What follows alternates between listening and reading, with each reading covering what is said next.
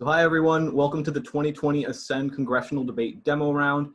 As we all know, these are the Ascend staff members who you will be working with over the summer, here to give you a little presentation on just how congressional debate should work. Now, we obviously need a presiding officer before we start, so are there any motions on the floor? Motion. Senator Fitzgerald. I move to open the floor for presiding officer nominations. Seconds? I second. All in favor? Aye. Assuming unanimous consent, we are now in line for a nomination. Motion. Senator DeVito. I nominate Senator Sandel as presiding Seconds? Second. All in favor? Motion. Cool. Assuming unanimous. Senator Appelbaum. I move to close the floor to PO nominations. Seconds? Second. In favor? Assuming unanimous, Senator Sandel, you are our presiding officer. Congratulations. Okay. Thank you, everybody.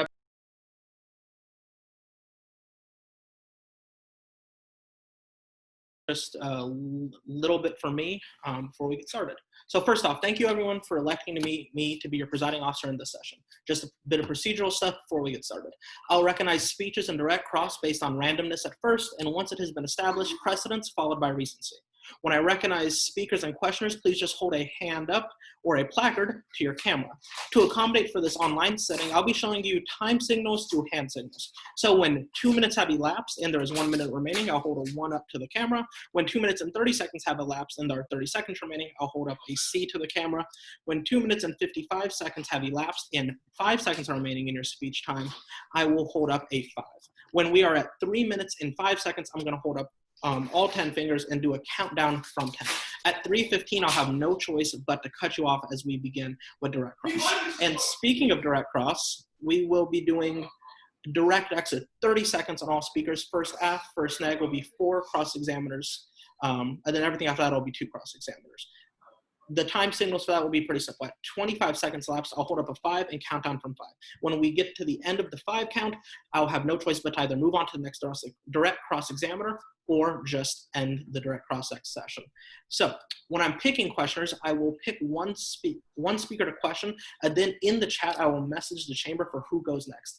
Please hold up your placard until all questioners are chosen.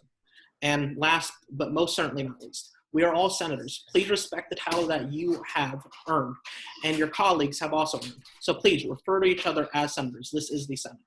And last, and that's about it.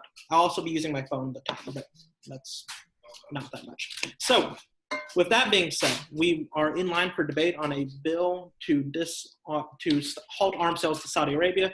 Do I have a sponsor on the floor? Senator Miao, the floor is yours. Thank the chair. For my judges, my name is Senator Miao, spelled M-I-A-O. Miao is like the sound that a cat would make. Please give me a nod or a sign of indication whenever you're ready.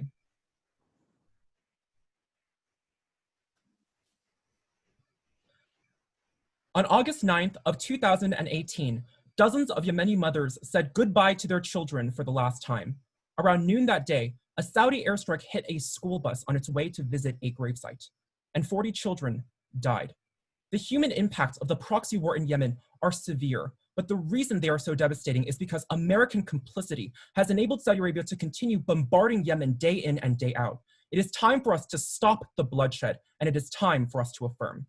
First, let's understand the problem in the status quo, the fact that the US directly engages in the Yemeni civil war by sponsoring Saudi Arabia. As explained by the Council on Foreign Relations in May of 2020, the conflict in Yemen has killed 15,000 civilians, displaced 4 million people, and left 22 million people in need of immediate assistance. The United Nations in February of 2019 thus concludes that the war in Yemen is the worst humanitarian crisis in the entire world.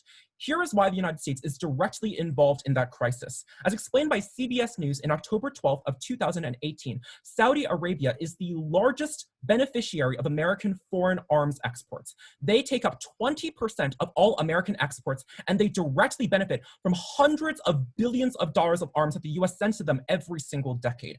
That's why the New York Times in December 25th of 2018 furthers that the US not only provides physical arms, but also training for their soldiers, intelligence gathering for their military, and technical support for the weapons that we provide, on top of bombs and guns. That's why the New York Times concludes that Mohammed bin Salman, quote, relies on American support to keep his warplanes in the air. But while we try to fight for soft power, we're killing thousands of people in the crossfire. It is always the smallest coffins that weigh the heaviest in our hearts, and the youngest lives that stay with us the longest. To save children, we have to pass. Here is why my legislation is a solution to this problem. It solves it in 2 key ways.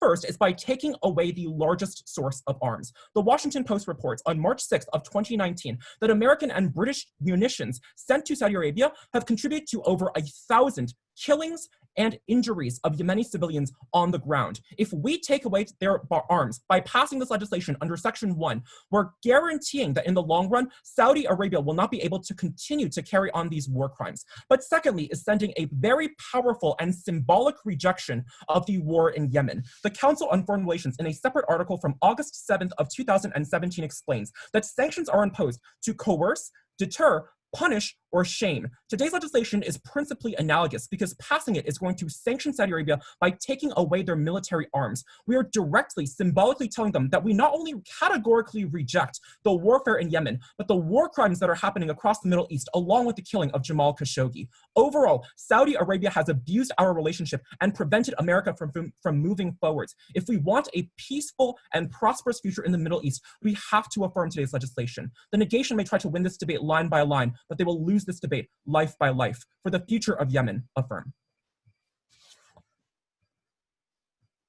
Thank you for that speech of 3 minutes and 1 second exactly. Can all cross-examiners please hold up a hand or a placard? Senator Dean. Yeah, so who can actually sell arms to Saudi Arabia? Any country in the world, technically, but the European... Well, no, just the United States. Who has the authority in the United States to sell arms? Private military contractors who partner with the government. And Congress and the president, right? So how are we preventing all arms if we're just preventing one of those 3 avenues from achieving success in Saudi Arabia? We can actually block the president because Congress can pass legislation and preclude... Is there a national emergency that relates to this conflict in the Middle East? The federal government under the Congress is already... But if there's a national emergency, the president can do whatever. So is there a national emergency in the status quo? DeVito. Arms sales. I want to clarify the second part of this argument. So you say that we are going to shame Saudi Arabia. Yes. The United States historically has shamed Middle Eastern countries and has spent $3 trillion fighting wars against the leaders we shamed. Why would this in any way be an endorsable policy? I'm not saying that we should have imperialist conquest. I'm saying we should withdraw from the Middle East, which is the opposite of what the United States has historically done. Yeah, I understand that. Like, we shamed leaders like Saddam Hussein. We went to war. We shamed leaders in Iran, Iraq, Pakistan. We should not go to war. I'm not advocating for any type of coup or military intervention. I'm saying we should do the opposite. That's not what I'm saying. I'm just talking about the impacts. Glickson.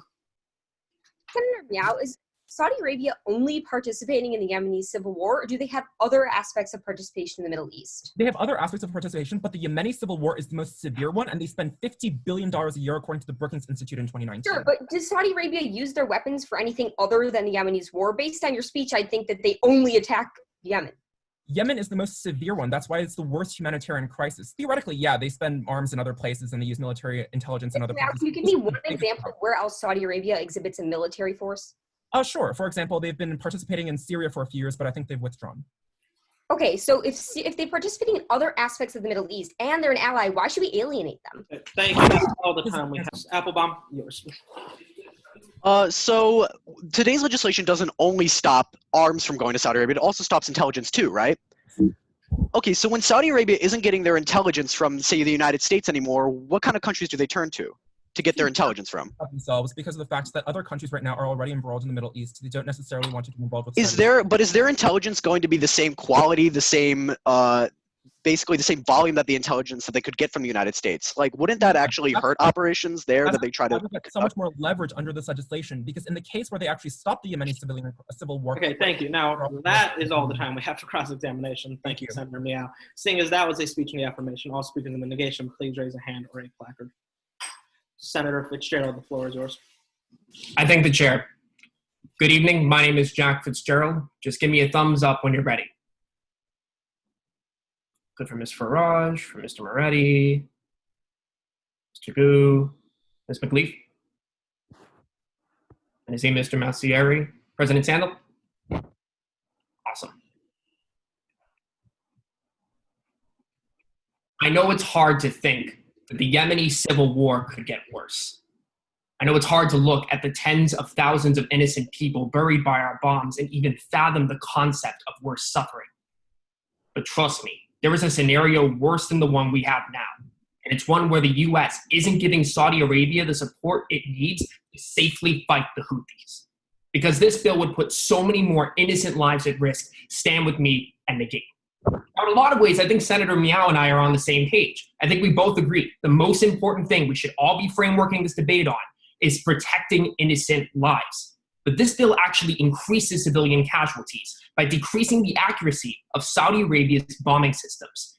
PBS reported on July 16 that since November of 2015, we've approved nearly $10 billion in smart bomb sales to Saudi Arabia, which has transitioned their arsenal from traditional gun bombs into precision-guided munitions. These precision-guided bombs are great for protecting the innocent because when you can aim better, you're less likely to kill civilians. In fact, the Yemen Data Project, which keeps airstrike data from 2015 to the present day, reports that after the US started selling precision-guided munitions to Saudi Arabia, civilian casualties per strike decreased by 51%. Senator Miao, Saudi Arabia has weapons of their own. If we stop supporting Saudi Arabia, they'll just go back to their old weapon systems. But those older systems will kill more than twice as many civilians. I don't want Saudi Arabia to target a base and end up hitting a bus. I don't want fire and brimstone raining down on people who didn't do a thing to deserve it. If you pass this bill, that's going to become a lot more common. For the 28 million residents of Yemen, not only does this bill increase the threat of death from the outside, it increases the power of abusers on the inside because it consolidates Houthi power by decreasing the coalition's capability to fight. Don't forget, Saudi Arabia isn't fighting some innocent rebel group here. Al Jazeera reported in April of 2019 that Yemen's Houthi rebels have engaged in indiscriminate shelling campaigns of residential areas and hospitals, killing 1,300 civilians in the process. Senator Miao and I both care about saving children from the crossfire, but the Houthis don't, because the UN Security Council reported in May of 2018 that Houthi rebels have forced children as young as 11 into their ranks. They forced 842 children into service that we know of. Any affirmative speaker who claims to advocate for the lives and welfare of the innocent has to address the Houthis. Because remember, Yemen Times reports in February of 2015 that the Houthis are a rebel group whose explicitly stated goal is overthrowing all of Yemen's government. So even if Saudi Arabia stepped out of the war, the Houthis would still be waging war and committing atrocities in Yemen for years to come. There is no world in which the Yemeni people can experience peace until Saudi Arabia takes down the Houthis. And if we pass this bill, they may not be able to. It would be a repeat of the classically American foreign policy strategy of walking away from a fire we helped fuel before finishing the job and putting it out. Trust me, there is a worse scenario than the one we have right now. It's one where this bill is law. Thank you for that speech of 3 minutes and 14 seconds. Will all cross-examiners please raise a hand or a placard? Senator Miao. Thank you. Senator, your speech is premised upon the idea that the war has to continue indefinitely. What has happened since COVID-19 started? Well, since COVID-19, there's been a de-escalation and a ceasefire. But that said, we have to look at the long-term impacts of this. This war is going to continue on. Saudi Arabia still maintained its geopolitical interest of killing off the Houthis. Yes, but Saudi Arabia is now considering withdrawing from that region. If we take away their— They're considering it now, but think of the long term. Once COVID starts to die down, they're going to still want to wage on this war. Do we have other allies in the Middle East? Brown. Hey, Mr. Fitzgerald, excellent speech. So the Houthi rebels have been fought by Saudi Arabia for close to 4 years now, right? Right. Can you give me a single piece of territory that's been successfully retaken by Saudi Arabia? Saudi Arabia hasn't been able to maintain any sort of area yet because it's maintaining if they haven't had any success in 4 years of combat, is this an effective campaign? See, that's the thing. You're thinking of this like you need land territory in order to defeat the group, but we're pursuing a decapitation strategy of strikes. What success has happened? We've been able to kill off Houthi leaders. Have we seen any territory gained? Imran. Thank you. What's the reason that the Houthi rebels are so engaged in the region? Why are they specifically fighting with Saudi Arabia? So the Houthi rebels are currently trying to overturn the Yemeni government, which they perceive as corrupt. Right, but Saudi Arabia has placed a blockade that's mainly targeting civilians, correct? So why is the United States then providing arms? That blockade is going to stay there whether we stop selling arms or not. It has nothing to do with guns. It has to do with boats. Right, but our arms are only going to enrage the situation. No, it won't. It doesn't change anything. Subramanian. Is the U.S. the only country capable of selling smart bombs to Saudi Arabia? As of right now, yes. We're the only ones who have developed that technology. That's abjectly false. But say Saudi Arabia Lockheed Martin is the only one who's patented it. Okay, so we're just assuming that no generics exist in the market. Okay, sure, we'll take your assumption. Even in that scenario, why isn't the US precluding its ability to play the other side, something that's beneficial for us to do? Like support non-Houthi coalitions. Look, this is beneficial for us to continue supporting Saudi Arabia because we want to protect Yemeni civilians, and right now, Houthis are killing them off en masse. So is it like, why would we play both sides of a proxy war? Okay, thank you. That is all the time we have for cross-examination. Seeing that that was a speech in the negation, will all affirmative speakers please raise a hand or a placard? Senator Imran, the floor is yours. I thank the chair. Good evening. This is Senator Ambreen Imran. I'm speaking on the affirmative. Just a sign when all my judges are ready. And can you let me know if you can hear me? My internet's a little good. Everyone ready? Perfect. For too long, we have embraced Saudi Arabia with open arms. But today's legislation allows us to combat the heavy-handedness of the kingdom. I'm going to be passing today's legislation for the 20 million Yemeni civilians who are food insecure and the 18,000 who have been forever silenced due to United States complacency. Because today's legislation provides the hard and soft stance that is necessary in the status quo, I'm going to be passing today's legislation. So the first reason that we're going to be passing this bill is because it weakens Saudi Arabia's capability to strike. And this is going to be the tangible impact that we are going to see upon passage. And the reason that this is true is because our arms deals are our leverage. And today's legislation is actually perfectly timed to flex that leverage, because Zachary Cohen at CNN reported just yesterday that the Trump administration is actually considering another weapons sale to Saudi Arabia. Just in time for last week, an independent watchdog, Steve Linick, was actually fired for investigating Saudi arms sales. So what exactly do these arms sales entail? NBC News reports last year that the $8.1 billion arms deal that President Trump detailed would allow U.S. high-tech bomb parts to be manufactured in Saudi Arabia. The smart bombs that Senator Fitzgerald talks about, giving them unprecedented access to sensitive technology. But meanwhile, we're sending Saudi Arabia these smart bombs, but the United Nations is investigating the kingdom for striking civilian targets like hospitals and schools. Senator Appelbaum alludes in questioning with Senator Miao that Saudi Arabia will simply turn to other countries, but this is unequivocally false because, as Bruce Riedel explains for the Center for Middle Eastern Policy, the Royal Saudi Air Force is entirely dependent on the United States for its air fleet of F-15 fighter jets.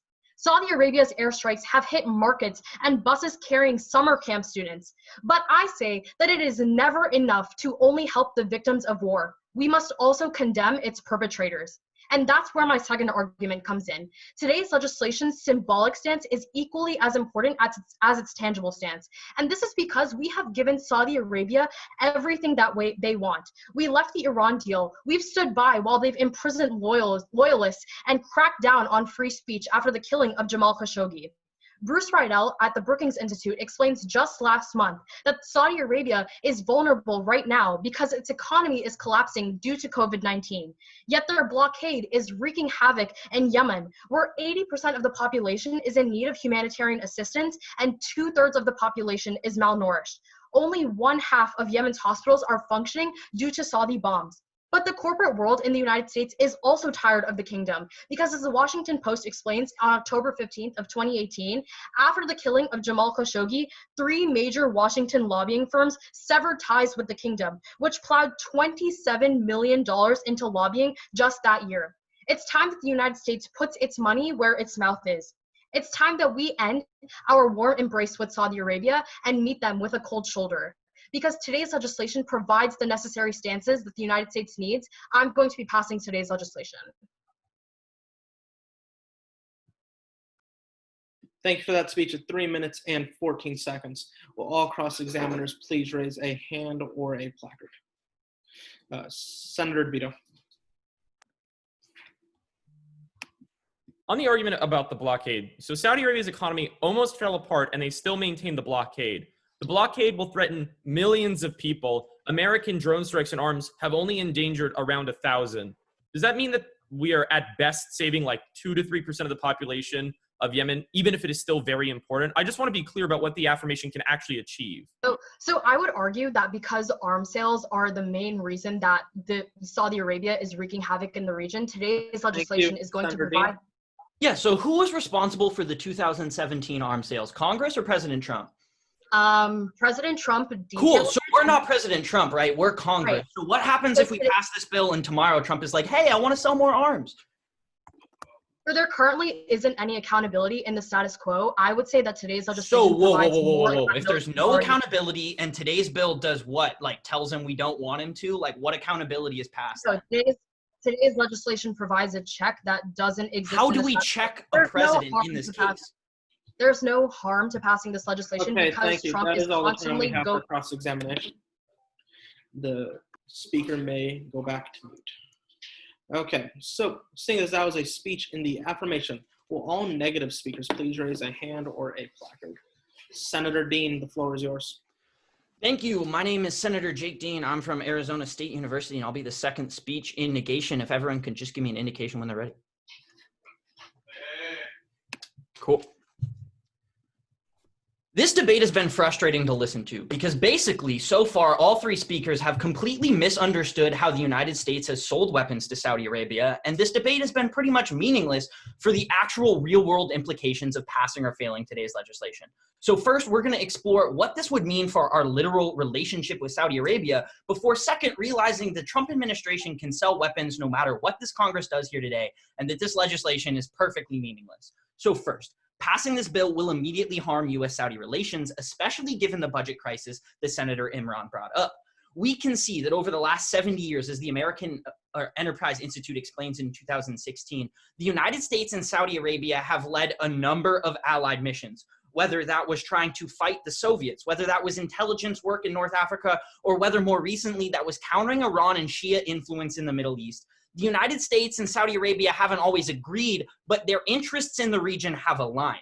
And the Council on Foreign Relations explains why this has been so important to the United States. For a nation that does not have significant hegemony and economic influence over the Middle East, Saudi Arabia provides that specifically for any diplomatic action the United States wants to take. Simply put, as the Council on Foreign Relations continues, Saudi Arabia has the oil that they need to be a major player in the Middle East. So if we're going to lose a major Middle Eastern ally by affirming today's legislation, we need to be actually getting tangible benefits. And that's the problem. Today's legislation does absolutely nothing. So let's look at that. If we're going to anger an ally, we need to ensure that these arms sales and the civilian abuses that go with them stop. However, as a March 12, 2020 memo from the Trump administration to Congress explains, that Section 202D of the National Emergencies Act says that each and every national emergency will expire after 90 days. That is unless the executive administration continues them. And on March 12th, what the Trump administration did was continue a national emergency related to Shia influence and Iran in the Middle East that has been in place since March 15th, 1995. Now, why is that important? As PBS explains, the Arms Export Control Act actually allows the executive to unilaterally, without congressional approval, sell and ensure arms arrive in nations if there's a national emergency declared. This is exactly how we sold the Saudis weapons in 84 and 90, the North Yemenis in 79, the Israelis in 2006. So I ask you, Representative Miao, you tell me that that August 18th attack in 2018 was really, really awful for the students on that bus. Well, guess what? Trump can continue to sell arms that can continue to strike buses. In fact, he did that in 2017. Representative Imran, you tell me that we are going to make sure that Saudi Arabia no longer has access to these weapons. Guess what? The Trump administration can do exactly what they said they're going to do and did in 2017 and sell weapons anyways. This legislation only accomplishes one thing, Saudis. That doesn't mean anything if we're not getting any benefit. You should negate because we shouldn't try and shoot ourselves in the foot in a region where we don't have a strong footing if we're accomplishing nothing in the short term. Thank you. Thank you for that speech of 3 minutes and 10 seconds. Will all cross-examiners please raise a hand or a placard now? Senator Jhawar. In the status quo, is there a check against President Trump selling these weapons? No, there is not, because okay, as he is at the very least, when you pass this legislation and Congress has said these weapons are not allowed to be sold, is there a check? Look, the Arms Export Control Act specifically says in Section 202D that what will happen is as long as there is a national emergency declared in the region that relies to it. In conflict is null and void. How can Trump still sell them? No, you can't just declare an entire National Emergencies Act null and void. We no longer have national emergencies at all. That's ridiculous. Okay, thank you. That's ridiculous. Senator Imran.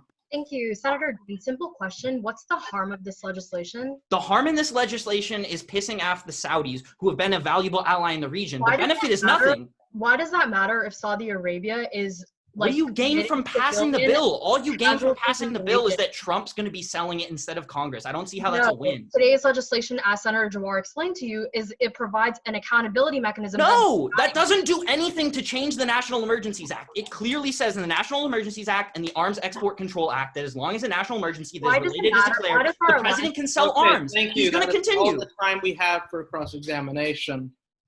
Seeing as that was a speech in the negation, we can now moving on to the affirmative. All affirmative speakers, please raise a hand or a placard. Senator Subramanian, the floor is yours.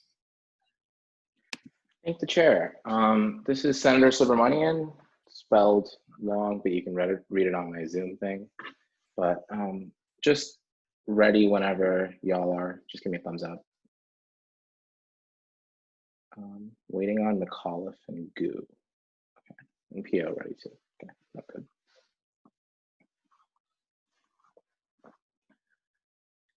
I'm an animal rights activist, and I'm honestly pained by the dead horse. We're already beating 2 cycles into this debate, right? It's like, human rights violations in Yemen responded to, but this legislation won't have solvency. Allow me to be the first speaker in this round to bring you some sort of new argumentation and conclusively put the horse to rest. It doesn't matter if there are emergencies that the president can declare. Congress has express authority to override those reasons. I'm going to explain all those reasons why Mr. Dean and Mr. Fitzgerald's arguments just don't apply in today's debate. But first, path to preserve accountability. Let's provide a little bit of context that Mr. Dean conveniently forgot to give. Jeff Abramson of the Arms Control Association cites just last month that Trump used emergency provisions in the Arms Export Control Act to waive congressional notification requirements. But when Congress passed a resolution overriding this in July, he simply vetoed it. So just because Mr. McConnell doesn't exist in this chamber doesn't mean Congress, as this legislative body, doesn't do anything about it, right? We can't just be like, Republicans exist, therefore we can't override the Congress, right? Like, that makes no sense. The same source goes on to state that the Trump administration has yet to notify Congress of any new sales within the foreign military sales program to Saudi Arabia since last May. Why is this problematic? Because there's obviously been military sales by private contractors. William Hartang of the Center for International Policy cites just last week, there's been a 26% reduction in reporting through the program overall. Why is this so dangerous? First, on the congressional end, it's very hard for us as a legislative body to place a check on executive power and even control the ability to wage war when we literally don't know what's going on.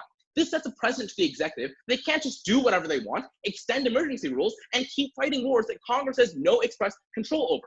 It's bad enough that we facilitate human rights violations, but it's worse that Congress is kept in dark about these violations continuing. If there is blood on the American people's hands, we deserve to know. Also, Mr. Dean, there's a difference between the foreign military sales program, which is directly facilitated by the Pentagon, and also direct commercial sales, right? We as Congress can also prohibit private military contractors from doing that, right? I don't see any reason why we don't have the power to do that expressly within this bill. But also, next, let's talk about violence increasing and Saudi Arabia turning to China and Russia, because that might not necessarily be a bad thing. Let's look at The Economist in February of 2020, when they said that China in 2018 has already sold ballistic missiles, armed drones, and a paveway armed specific smart drone that prompted complaints to Trump that was produced all at a quarter of the cost. So 2 specific things. First, Mr. Fitzgerald, I think the argument here is that at the point that we both support both sides of a proxy war, it is inherently impossible for the United States to succeed, right? What we need to do is if we stop any sort of tactical intelligence and military support to Saudi Arabia, we then have the ability to support non-Houthi coalitions within Yemen and still achieve any sort of change. It's just abjectly false that China and Russia don't have the capability to fill in for Saudi Arabia, right? On utilitarian calculus, if everyone's just dying anyway, at least the United States absolves itself of guilt coming from us literally funneling military sales to the administration. Also, I don't understand why supporting an other side can't force us to preclude any sort of formative change in foreign policy and understand that diplomacy probably works on the other side as well. Stand for the value of brown lives, stand by your conscience, but most importantly, don't make excuses for the scope of other countries. Make history, not excuses. Thank you for that speech of 3 minutes and 15 seconds. Will all cross-examiners please raise a hand or a placard now? Senator Glickson. Hi, Senator Subramanian. If we aren't getting accurate reports to begin with, how do you enforce this? Okay, so it's literally the Trump administration like has watchdogs to like send us reports of what's happening, right? Okay, but at but the point that they stopped, like the Pentagon. When we report things as a Congress, does Trump care? If he doesn't care to report things that are clearly required reporting, does anything change? Like, what do you do? The thing is, we don't have any sort of, like, if we just stop arms sales, why do we need reporting, right? There's no arms sales. Like, I don't see the point of reporting if arms sales don't exist. From private dealers, how do you stop that? So you worry that we don't have enough knowledge about what's going on with the war. If we know for a fact that our weapons are cutting civilian casualties in half, why is that not enough for you? No, I'm not saying that, because China and Russia are also ready to provide smart drones. Your entire first point was about accountability and about reporting. Like, let's understand, they've already purchased these drones. They're at a quarter of the cost. And I'm saying if they turn to them, that's fine. That doesn't address what I asked at all. I asked you why you don't care about the 50% reduction in civilian casualties. Like, the smart drones is your link to that, right? So if China can provide the smart drones, then like it doesn't make a difference. Okay, thank you. That is all the time we have for cross-examination. Thank you, Senator Subramanian. Okay, with that, we are moving to the negation. Will all negation speakers please raise a hand or a placard? Senator DeVito.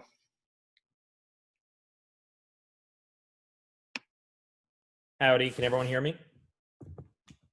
My name is Mr. DeVito, speaking for the first time today, coming out of a early retirement. Just give me a friendly nod, smile gesture when you're ready and I can begin.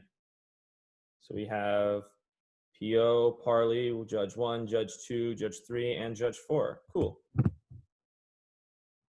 American foreign policy has consistently bounced between what we need and what we want. But in a post-Cold War era in which a unipolar United States no longer cares about just what it needs, but demands what it wants, it is the failure of a great power to change the mistakes of the past with failure in the future. Passing today's legislation would break down the American collective security agreements that exist in the Middle East, sow the seeds of discord, and even in the best case of the affirmation, would still lead to more conflict. I think my side as a whole has categorically failed at handling the best case scenario of the affirmative arguments. Instead of actually addressing the key arguments, they have poked holes and found edge cases where it might be the case that Saudi Arabia might be good. I will contend them in the best case. If passing today's legislation robs Saudi Arabia of all American arms, the collective security agreement problems would be disastrous. In fact, the Council on Foreign Relations explains in September of 2016 that the United States' involvement within the U.S.-Saudi Arab Air Coalition is important for maintaining the military spending and cooperation of the Arab states, but more importantly, it prevents the predatory, expansionary, and calculated disagreement between the nation of Israel and Saudi Arabia.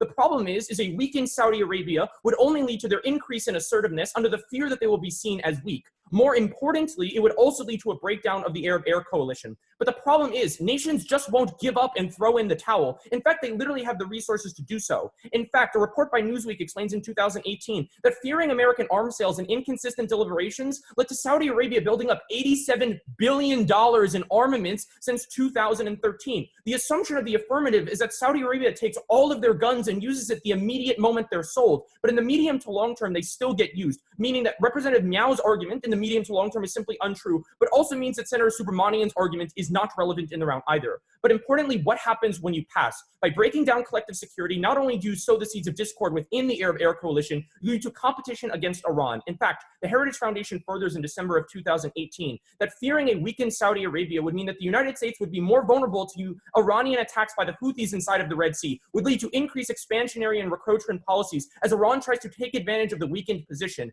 meaning that they would be able to expand their current smuggling networks, which cost the United States $80 billion in humanitarian aid losses as the Houthis established a black market, meaning that the blockade argument that Senator Imran concedes as 90% of the humanitarian impact literally just becomes worse as the Houthis gain more involvement. But what happens on Saudi Arabian side? First, you will see an increase in military spending as an increased Iran that expands its territory will push at the border. In fact, Texas Tech University quantifies in 2013 that territorial conflicts increase the chance of arm races by 122%, meaning that the Arab Gulf states that we still sell arms to, the ones we still trade with, and the nation of Saudi Arabia we still sell billions of dollars in oil, will be far more aggressive. But it also leads to heightened terrorist recruitment and aggression as Saudi Arabia needs to prove that it is no longer the weaker power. It seems that the affirmation has clouded itself with rhetoric, but you need to separate it from reality because poetry never made good policy. At the end of the day, it is a privilege to speak on platitudes, but it is the person who has never heard, who has never seen, that should have been spoken for in this Congress. But I ask the speakers on the affirmation, who did you speak over? Negate. Thank you for that speech of 3 minutes and 9 seconds. Will all cross-examiners please raise a hand or a placard? Senator Appelbaum. Okay, so what's the current situation with the coronavirus in the Middle East? Yeah, so there was an attempted ceasefire. It lasted for 2 weeks, and then the Houthis rejected, and fighting continued. Okay, but as the coronavirus presents a newer challenge to the Middle East, won't they have to inevitably have some humanitarian reform? Like, won't they inevitably have to engage with this virus? We're at the point where 8 million people might die from cholera. That didn't lead to negotiations. It's unclear why the coronavirus would. Also, it seems like Saudi Arabia can just wait out Yemen because they don't have access to clean water. So clearly one is harmed by that more. Okay, so you're getting into some like big brain hegemony, foreign policy stuff, right? Tell me, what is the fundamental quantified harm of like Iran and Saudi Arabia engaging in an arms race? Oh yeah, an increased arms race would first mean that you have increased military expenditure, would lead to more harm, exposing the United States. How? Like tell me, like the United States spends like so much money in like arms spending, right? Tell me why, like they already don't spend enough, and how does it get like markedly different? First, has built up military armaments. Second, countries don't expend 100% of their military at any given time. That's a bad strategy. And third, you can still, as you said, they So can you're go saying tensions increase because more spending. That's not like a tangible impact. I think Thank you. That is all the time we have for cross-examination. Seeing that that was a speech in the negation, all affirmative speakers, please raise a hand or a placard. Senator Jhawar, the floor is yours. Thank you. For the judge's reference, that's Senator Jhawar. It's spelled Jhawar. If any of y'all could just let me know if you're not ready. Okay. Cool. We'll get started then. The Saudi Arabian national motto reads, "There is no God but God. Muhammad is the messenger of God." For a country built on freedom and secular democracy, I'm surprised that these are the values Senator Dean and the negation would have us ally with. Shared interests do not make up for slaughtering innocents. I am passing. Senator Dean, this argument about how Trump can circumvent this legislation according to another law does not make sense. This bill literally says that any law which would conflict with it is void. This is a cop-out argument for Congress to not take responsibility. Instead, I passed this legislation to prevent the abuse of United States weapons. First, by our enemies. Senator DeVito, you tell us all about how Saudi Arabia is helping promote our interests, but Conflict Arms Research finds in December of 2017 that there are 7 documented instances of Saudi Arabian generals selling American weapons by the box to ISIS. Our worst enemies are being strengthened by our best technology. This is why I do not buy Senator Dean and Senator DeVito's arguments that we need to keep Saudi Arabia as an ally. If anything, they're allying with everyone, including our enemies. It's time that we move away. But second, pass this legislation to prevent the abuse of our weapons in the Yemeni conflict. Jonathan Caverly from the New York Times explains in October of 2018 that 60% of Saudi Arabia's military comes from United States arms sales. By cutting off shipments, you at the very least stop feeding them these weapons in the future. But even more so, you nullify their current forces. Becca Wasser from the RAND Corporation expands in November of 2018 that American weapons are only compatible with American munitions. So without us, all these systems they've bought are completely useless. Senator Fitzgerald and Senator DeVito, you're worried about them going back to what they already have, but they cannot go back to their old systems when they do not have bullets to put in them. But next, Senators Fitzgerald and Appelbaum, you're worried about how accurate their weapons will be once they turn to other countries. And Senator Subramanian on my side says it's actually a good thing if they turn to other countries. I honestly disagree with all of you because I don't think they'll turn away in the first place. Anthony Kordsman from the Center for Strategic and International Studies explains in March of 2018 that Saudi Arabia has spent so much on weapons that they will face guaranteed economic crisis if they don't cut down defense spending very soon. They don't have money to buy a new arsenal. They don't have time to replace our weapons, and they have no option but giving up in the conflict. Thousands of innocent people suffer at the hands of our weapons every single day. But American foreign policy can cause waves of change that ripple across the world. It's time we leave Saudi Arabia drowning in the blood they've spilled. Thank you for that speech of 2 minutes and 55 seconds. Will all questioners please raise a hand or a placard now? Senator DeVito. I just want to be clear about this. So if Saudi Arabia enters maybe economic recession, Why have authoritarian governments not in the past destroyed their domestic economy to win wars? Why would this not just have downstream impacts for the people who live in Saudi Arabia, who are probably not complicit in this war fighting? Okay, so two things. First off, they don't have the money to switch in the first place, so even if they want to destroy their economy for it, it's still going to take like upwards of 10 years for them to switch. The second thing, it's highly unlikely because they'd face civil conflict in their own country. Who takes over Yemen if Saudi Arabia collapses? I told you Iran. Why is that better? Because, I mean, we're not feeding them Thank weapons. you, Dean. Okay, so I just want to clarify something on the AF side. So the AF speakers have said that it doesn't matter if Trump wants to continue because Congress can veto. However, Congress has never successfully vetoed an arms sale in the last 4 decades. So what's to think that it's going to start now? It's not that Congress can veto. It's that we're passing legislation that's... No. This legislation does not change the National Emergencies Act. What would have to happen is an act of Congress, that the president doesn't veto, that then Congress Congress passes. No, this legislation says what if Trump vetoes this legislation? Thank you, senators. That is all time we have for cross-examination. Seeing that was a speech in the affirmation, all negative speakers, please raise a hand or a placard. Senator Glickson, the floor is yours. I thank the chair. Hi, everyone. My name is Senator Glickson. This is my first time speaking today. Give me a nod if you are not ready, or a something if you're not ready. Okay, looks like everyone's good. PO, you're good? For the past 2 months, Americans have been social distancing. But when America becomes socially distant from our allies, we become the silent spreaders of the virus of conflict. Negate for a potential future of stability. First, let's go back to Senator Dean's argument that we need to have significant benefits to justify losing an ally. In this exact context, it's the opposite. We have so much to lose when we lose Saudi Arabia, and that's because escalating conflict with Iran reinforces the need, now more than ever, to have them on our side.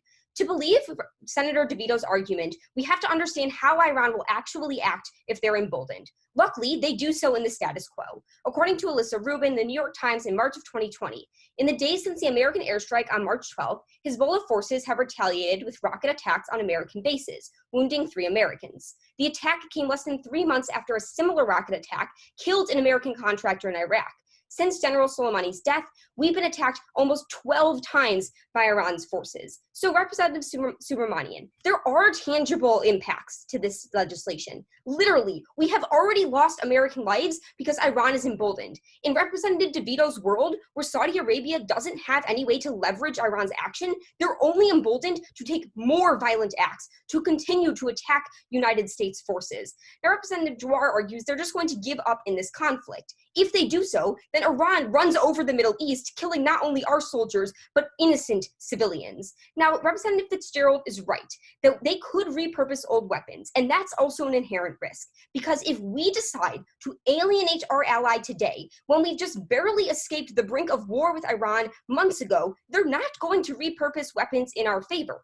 If anything, we risk creating a second enemy in the Middle East and losing an ally. So, it's important that we negate to protect a future of stability. Although Saudi Arabia isn't doing everything perfectly, Iran will inherently overrun them if they aren't there to protect us. Staying 6 feet away from our allies could put the Middle Eastern policy by the United States 6 feet under. But let's also go back to Representative DeVito's questions to Imran and Representative Dean. What is the inherent damage? And it's way bigger than what Representative DeVito even tells you, because this bill completely demolishes Saudi Arabia and Israel's progress. Now, from Representative Miao to Imran, the affirmation was focused on Yemen, but Israel is also a really important part of this debate, because the common ground between Saudi Arabia and Israel enables stability. Benjamin Harvey for Brookings explains that the silver lining of the Iranian threat for Israel is that Saudi Arabia has finally begun to cooperate on security and intelligence to counter Iran. But Representative Miao, Imran, and Jhawar all argue there's an inherent benefit to Saudi Arabia losing the capacity to fight. There isn't. If anything, it's only going to mean the Arab Gulf states turn away from Israel. We lose any potential future where Israel can comply and work together with Arab Gulf states because they have nothing in common to fight against. The common enemy of Iran is bringing the Middle East together, even if lives are lost in the process. Any chance for a coalition of peace rests on good terms. Back home, social distance is protecting us, but abroad, it's our job to bring people together. Negate. Thank you for that speech of 3 minutes and 15 seconds. Will all cross-examiners please raise a hand or a placard? Senator Jhawar. Hi, Senator. So you're saying Saudi Arabia is a really important ally in achieving like a hegemony in the Middle East, right? Absolutely. They're huge in the fight against terrorism as well. Okay. So what stops us from reinstituting arms sales once all these humanitarian crises end that they're like committing? Because once you tell an ally, we're done with you, there's no reason for them to come back. Not to mention, in the midst of the coronavirus, there's a ton of other social pressures, right? If you demolish Saudi Arabia's economy, as you suggest we're going to, they're not just going to bounce back as an awesome ally a few days later. Miao. Thank you. So let's talk about Israel right now in the Middle East. Does the United States send them arms? I'm fairly certain that the United States does have an arms trade with Israel. Yes, and intelligence and cooperation, which means that isn't demolished if we pass today's legislation. And No, you're not understanding. Viable ally in the Middle East. The relationship between Saudi Arabia and Israel is demolished. We start to choose sides. This bill inherently says, Saudi Arabia, we're no longer on your side, but we don't leave Israel's side. We put Israel in the crossfire by making them a target as a U.S. revenge from Saudi Arabia, essentially. Under this logic, every single country that we still partner with would be considered someone that we put into the crossfire. Why is that applicable when we are just withdrawing one arms from countries in the crossfire? Okay, thank you. That is all the time we have for cross-examination. Senator Glickson may go back to mute. Seeing as that was a speech on the negation, all affirmative speakers, please raise a hand or a placard. Senator Brown, the floor is yours. Howdy, everybody. This is Representative Brown speaking for the first and only time this session. That is spelled just like the color for those curious. If anyone is not ready, indicate so on your blank screens. Solid.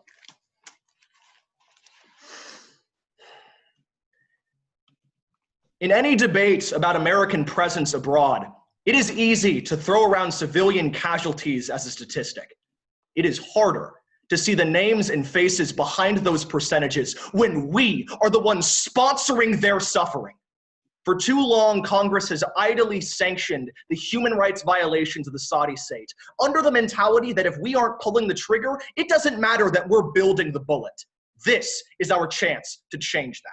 First, this legislation ends the ineffective air campaign by Saudi Arabia on Iran because it cuts off their primary source of weapon systems. Now, 3 separate negation speakers all bring up the possibility of an emboldened Iran. Ms. Glickson, Mr. Fitzgerald, and Senator DeVito all talk about the importance of Iran being prevented in the future. How it's one thing to target an enemy, it is another thing to effectively prevent them from expanding. Even if they are at war with Iran, we need to evaluate whether or not their campaign is effective. Mr. Fitzgerald specifically discusses the Houthi rebels in Yemen and says they're making great progress. However, that's the problem. Not a single bit of territory has been regained by Saudi Arabia because no matter how precise our weapons are, they're targeting ineffective systems. In fact, as Jeffrey Bachman of American University furthers on January 17th of 2019, 61% of Saudi airstrikes hit non-military infrastructure inside of the country, primarily focused on food infrastructure. They are targeting farms, targeting silos, eradicating not just the present of Yemen, but also their future. In fact, as the NGO Save the Children Fund furthers on November 20th of 2018, it's this exact reason why more than 85,000 Yemeni children have died of extreme hunger. While we sit here and engorge ourselves on Saudi oil profit, it is Yemeni stomachs swollen with hunger. Mr. Fitzgerald, even if we make progress on some Houthi rebels, as long as we continue to radicalize the population, there will always be another soldier ready to pick up the rifle, ready to fight the United States, ready to continue to embroil the country in an incessant cycle of civil war. Today, we do away with it. Pass this legislation. Second, this prevents Saudi arm escalation because it stops us from giving military secrets in regards to weapon development to Saudi Arabia. Now, I want to talk about something very specific that no one's brought up.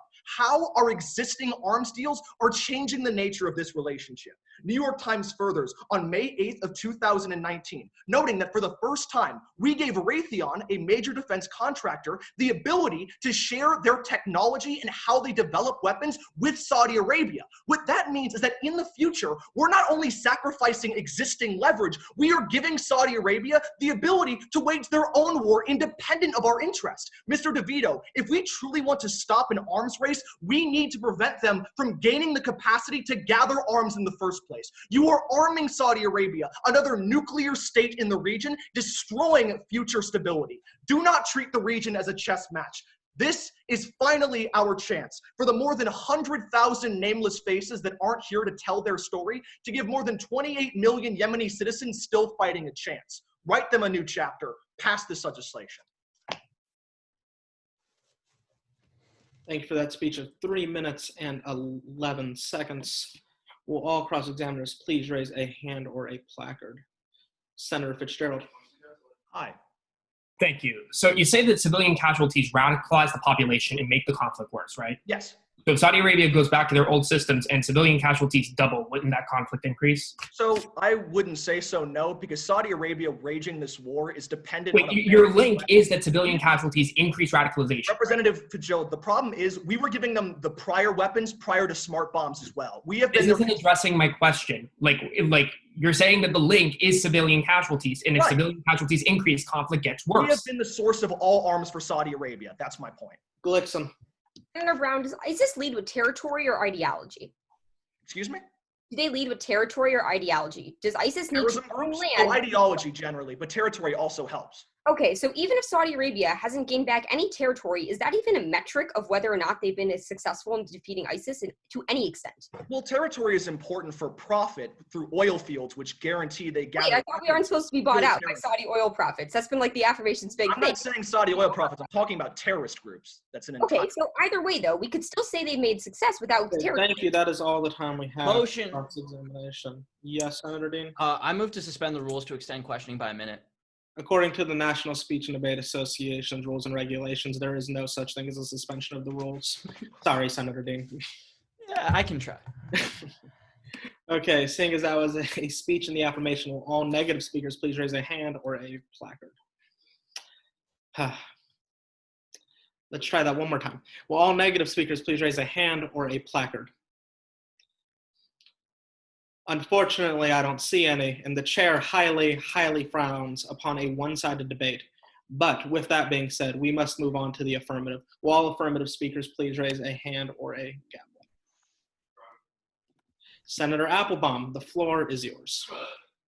I thank the chair. That's Senator Appelbaum for the judges. That's Appelbaum. Just give me any sign or indication when you're ready, unless you guys are all ready. I didn't hear if you said that. If you guys are all ready to go. Good? Awesome. Okay. And I'll just begin. Ready? Awesome. Okay. Here we go. Mecca is the holiest site in all of the Muslim world. Every Muslim prays towards Mecca in the hopes of peace befalling their world. But when the country that holds Mecca in its borders embodies the opposite of peace, we have no choice but to act. We must pass today's piece of legislation in the hopes that one day everyone could pray towards Mecca and hope and pray that they do have peace, legitimacy, and accountability is what we need. So pass today's piece of legislation. First, I want to go over the arguments on the negation. First, Senator Fitzgerald comes up here and tells us that today's legislation will increase civilian casualties because we stopped selling smart bombs and laser-guided missiles. The problem with this is that even when they have these weapons, they are still targeting civilian targets. NBC points out in June of 2019 that even Republican lawmakers on Trump's side actually feared Trump's deal with Saudi Arabia because of Saudi Arabia's indiscriminate bombing campaigns against civilian targets. Now, this is something that Senator Brown mentioned, but it's something that has been neglected by every single person on the negation, because even when they have these bombs, they're still going to use them against civilian targets. Next, he also says that this consolidates Houthi power because Saudi Arabia can't take down the Houthis. But as Reuters explains in May of 2020, that the Houthis have possibly covered up a huge coronavirus outbreak within their borders. The problem with this is that they aren't ready to consolidate power at all. And even if coronavirus ends sooner or later, they still won't be ready, because coronavirus isn't just affecting us in our fancy suits, it's affecting people all across the world, and it has halted militaries across the world, and it has focused their missions on humanitarian assistance.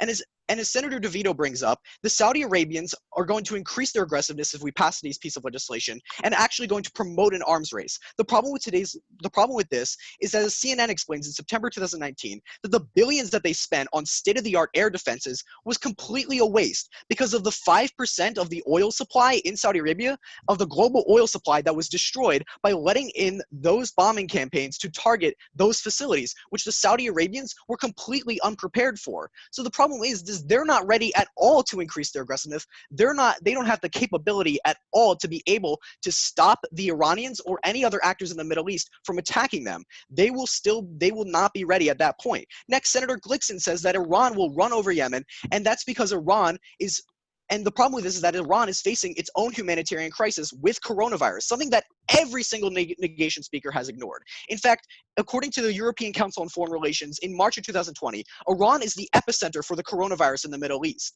and is trying to get an emergency loan from the IMF to ensure that they can provide assistance to their people. The problem with all this is that even when we take away these arms sales, we're going to make sure that we're stopping Saudi Arabia from being able to perpetuate conflict in Yemen, and also make sure that they are more impacted by coronavirus, because we essentially make sure that they're not going to be able to do anything after coronavirus comes back.